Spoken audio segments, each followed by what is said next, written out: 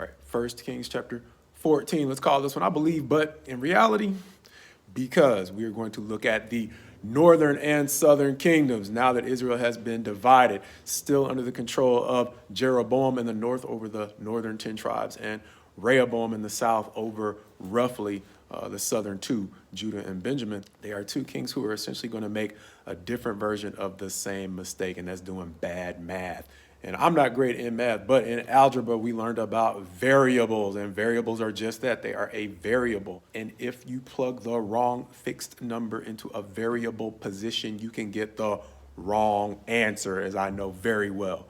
But in this chapter, Jeroboam is going to plug the wrong variable in when he sees, after the man of God has given him a reprieve from the major catastrophe that he was looking at when he tried to have the man of God arrested and his hand froze in position, his health being restored to him, the man of God goes on his way and ends up dying. Now, we don't know whether or not Jeroboam heard about the tragedy that fell upon the young prophet, but I will say that there are times in life where we can hear about either the sins or the tragedy that befalls an individual, and we can throw the baby out with the bathwater saying, oh, wait a minute, because that person either has a flaw or they ran into tragedy, that we can completely dismiss everything they said, making the same mistake that the young prophet made. And so just as the young prophet did not verify the objective truth of what the older prophet was telling him, Jeroboam may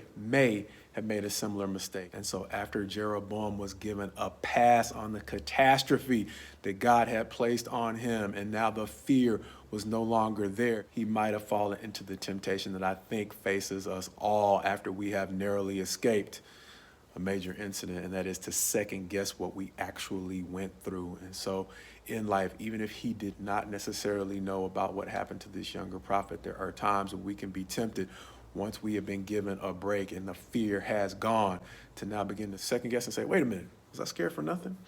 And that's made worse by assuming for a second that he might have gotten word of what happened to the younger prophet. We can then look back and say, wait a minute, serving God didn't turn out so good for him. So what am I worried about? And understand how that leads into the second dilemma we see, Rehoboam's dilemma, understanding that his dad had 1,000 wives and God had warned the kings, do not multiply wives. And he specifically said, don't multiply wives from this area. And so as a young man growing up in that household, seeing how prosperous his dad was, completely disregarding at least this portion of God's law, maybe Rehoboam, and once again, this is a maybe Rehoboam said, look, I understand what God said, but in reality, ain't nothing happened to my dad, and he is doing well.